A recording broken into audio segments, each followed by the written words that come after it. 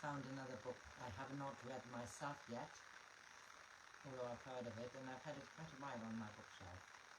So I thought I'd read it aloud. It is called 5 Wishes, and it's by Gay Hendricks. And the foreword is by Neale Walsh, who I also like, actually. So I'm going to start with a foreword. And it starts, it's written by Neale Walsh, who was the author of Conversations with God. This little book offers you 2 big gifts: a terrific story and a new way to speed up the manifestation of your goals and dreams.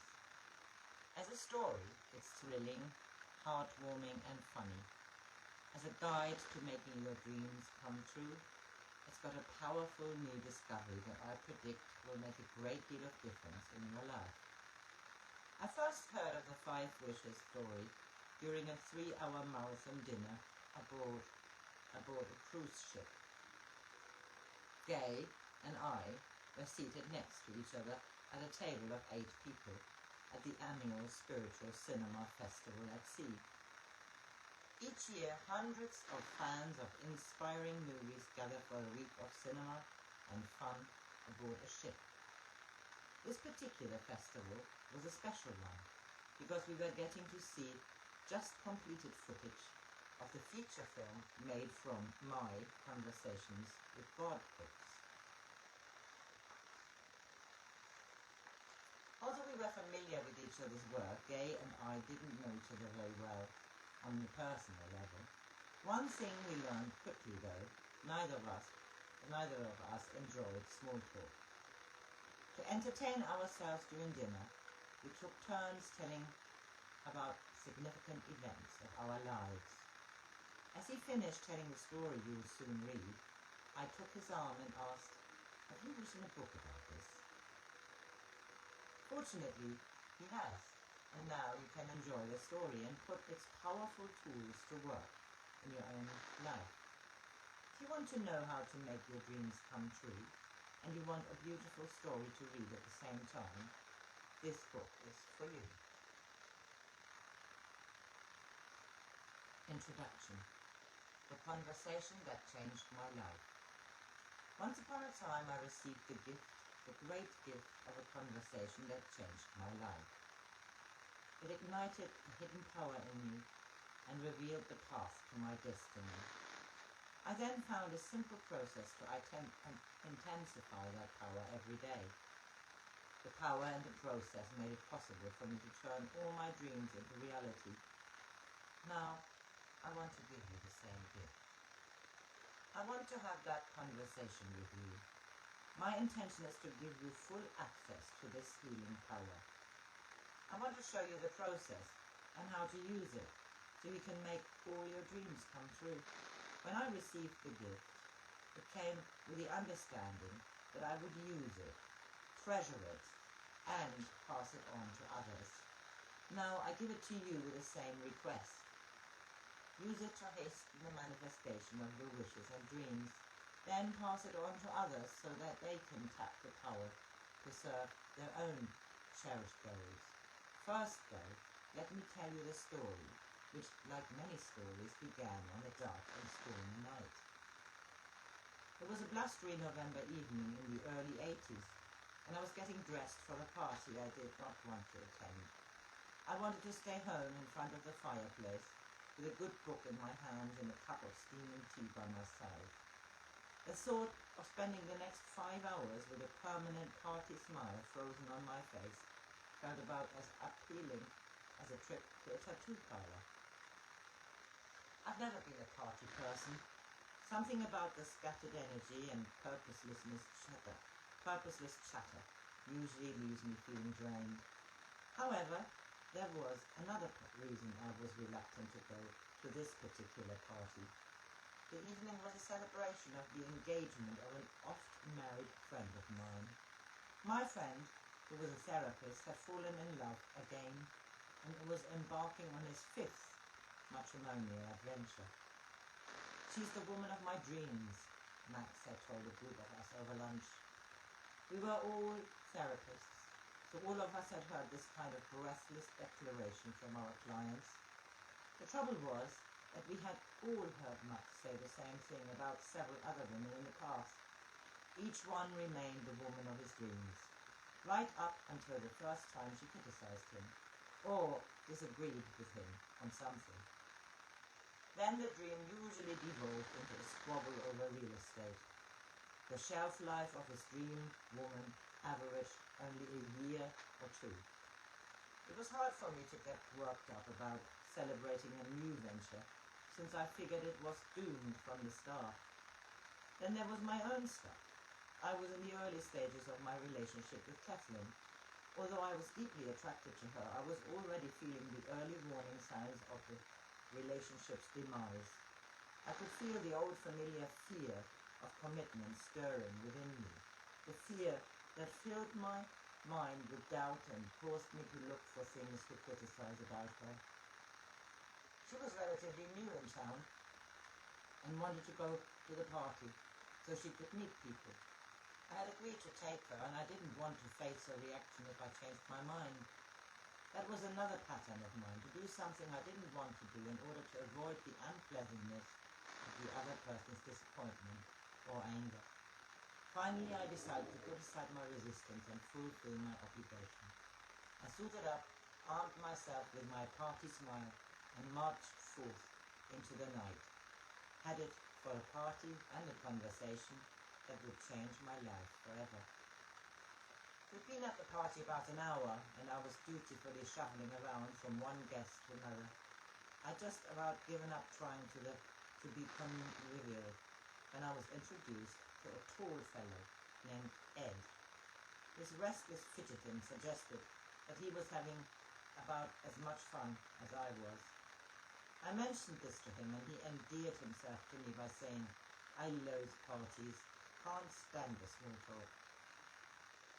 I told him I felt exactly the same way. "But I said I'd come, so here I am," he said. Here was a man I could relate to. "Well," I said, "since we're here, and we don't like small talk, let's not have any." "Done deal," I said, thinking our interaction was over. Instead, it had just begun. Ed tilted his head down and looked into my eyes. "Would you like to have some big talk, or no talk at all?" I thought this over for a moment. "I vote for big talk." "Okay, would you like to go first?" I shook my head. "You go first." Ed closed his eyes for a long moment. "Well," he said, "once upon a time I almost died." I blinked. This definitely qualified as big talk. I waited to find out if he was going to say more. Finally, I asked, "What was that like?" "It wasn't much fun at the time," he said, "but now I think it was the best thing that ever happened to me." "How come?" I asked. "Because it gave me the gift of a question. A question that I've been living with and growing with ever since." "What was the question?" I asked. "Are you sure you want to hear it?" He asked. "It might change your life, like it changed mine." By now I was in a state of heightened awareness. The sound of the party had receded into a dim, distant murmur. "Yes," I said, "I could use a life changer too, right now." He smiled and said, "Okay, here it is. First, imagine you're on your deathbed, tonight or 50 years from now." I'd never considered this scenario, so it took me a moment to conjure it up. Finally, I saw it in my mind's eye. "Okay," I said. "I stand by your deathbed and look you right in the eyes and ask you, was your life a complete success?" He paused a moment while I registered the question. I nodded for him to go on. "You might say, yes, my life has been a complete success. Or you might say, no, my life has not been a complete success." "Right," I said, intrigued by the direction this was taking. "If you said, no, my life was not a complete success, you would have some reason why it wasn't. For instance, J. Paul Getty, who was once the wealthiest man in the world, said on his deathbed I'd gladly give up all my millions for one experience of marital happiness. If he'd been granted a wish, that's what he would have wished for. I was fascinated by what Ed was saying, but I could also feel a growing sense of anxiety in my belly. What did all this have to do with me? If you told me on your deathbed that your life had not been a success, what would be the thing you'd wish had happened that would have made it a success? My mind went tilt with a question. Before I tried to answer that, Ed, would you answer a question of mine? He said he would. Who the hell are you anyway? Ed laughed. It turned out I was probably the only person at the party who didn't know who Ed Steinbrecher was.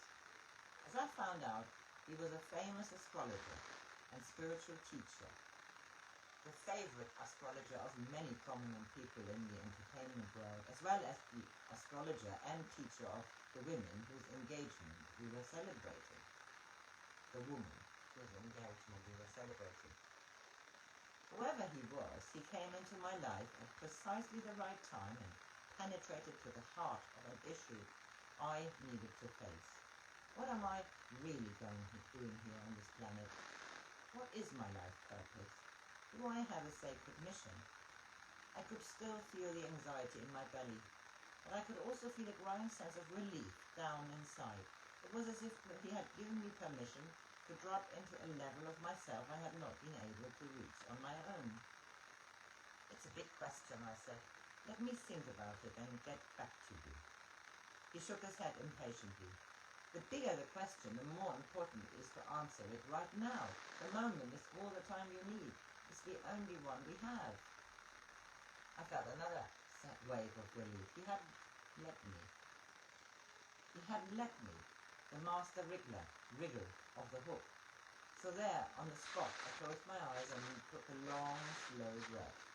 From deep inside me, I invited the answers to his question, and suddenly, there they were, as if they had been waiting all along for me to beckon them.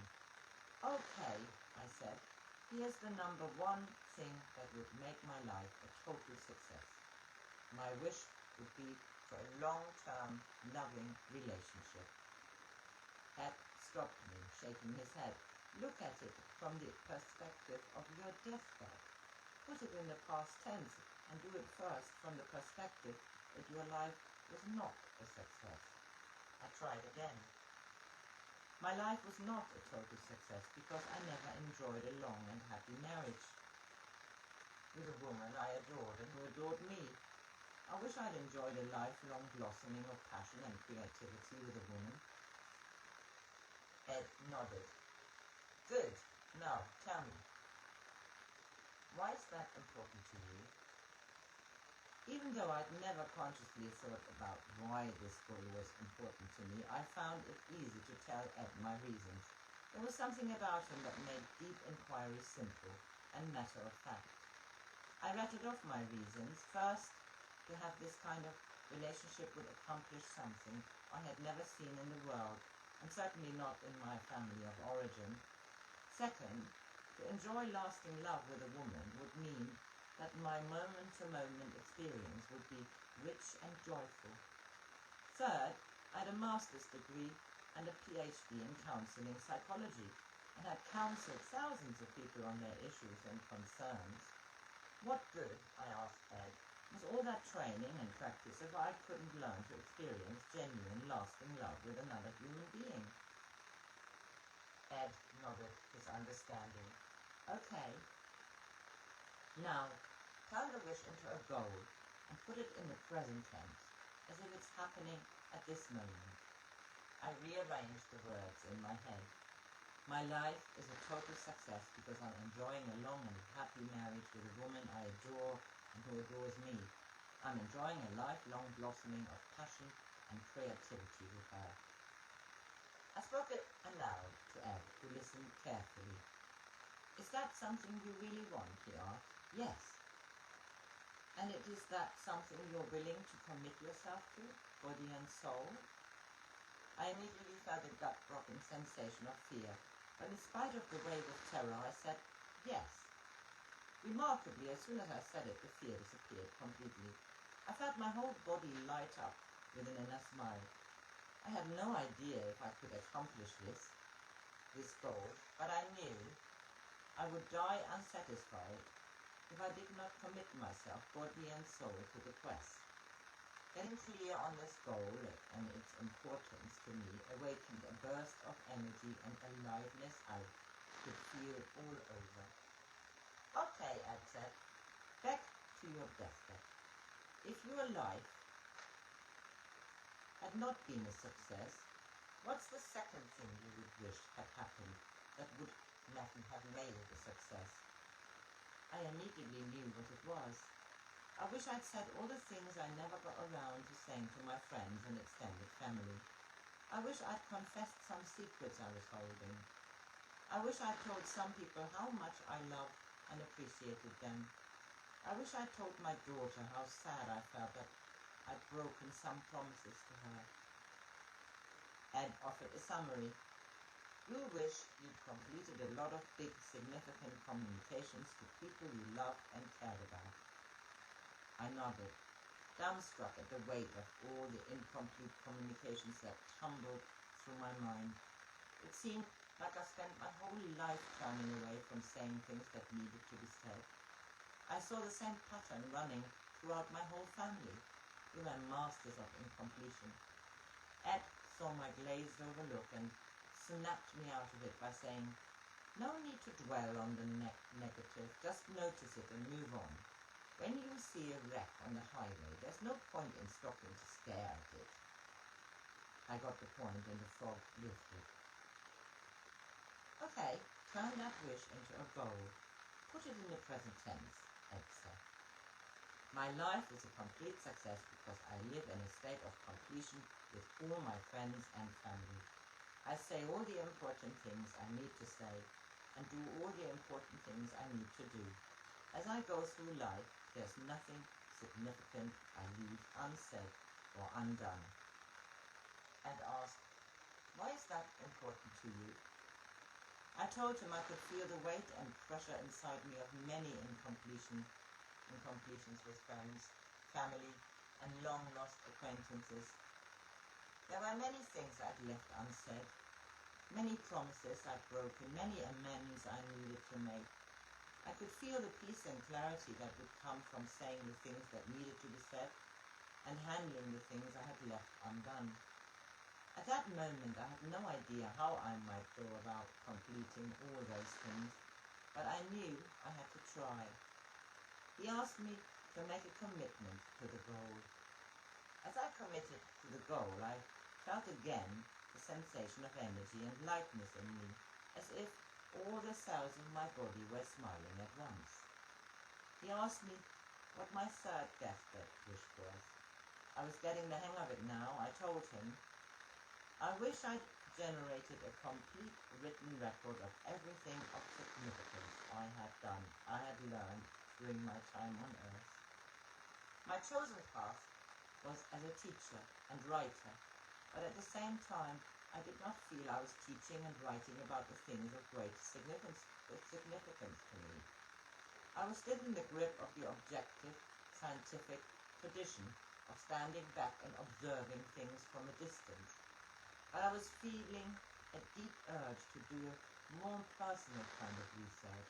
For example, nobody had ever explored the inner world of feelings from a scientific and personal perspective. I wanted to document my personal journey of learning so that others who were interested might benefit from my experiences. Beyond that, though, I felt exhilaration at the thought of writing about the things that deeply mattered to me. I knew that I would die unfulfilled if I did not turn myself inside out and go to the limits of my creative ability. Great, Ed said. Turn that wish into a right now goal. My life is a success because I write about what is sacred to me. I generate an ongoing record of everything of significance that I learn. I could feel a powerful exhilaration growing in my body the longer we talked. Ed was grinning from ear to ear too. I noticed that a small group of people had gathered around, apparently attracted by the energy of the conversation. What's number 4 on your deathbed wish list? Now I was feeling so much in the flow that all I had to do was open my mouth and the words tumbled out. I wish I'd developed an understanding of God and divinity, one that I could feel in my body, not just think about intellectually. Great, Ed said. That was one of my deathbed wishes too. Turn it into a goal. I feel the presence of God all the time, everywhere I go. I know what divinity is and how the universe was created. Ed nodded, as if this were the most ordinary request in the world. He asked me why this goal was important, and I explained that even as a child, I had felt an almost allergic reaction to intellectual discussions of religion. I think some part of me knew about the destructive power of divisive belief, as well as the essential fruitlessness of mental concepts detached from direct experience. Is there a number 5? Ed asked. There was. My life was not a total success because I rushed through it. I never stopped to savor the precious moments along the way. Beautiful, Ed said. Now, turn it into a goal. My life is a success because I savor every moment of it along the way. It was crystal clear to me why I wanted to enjoy the journey every step of the way. Growing up, I used to make every day of my life better for more than 2 decades since. The final chapter gives you a step-by-step guide to realizing your 5 wishes. There, you'll find space to write down your wishes and explore why they're important to you. You'll discover what's been holding you back, and you will learn how to create plans for making your wishes come true. Now, come with me on the journey of love that my first wish set in motion. So, that was the foreword and the introduction, and I continue with my first wish. So,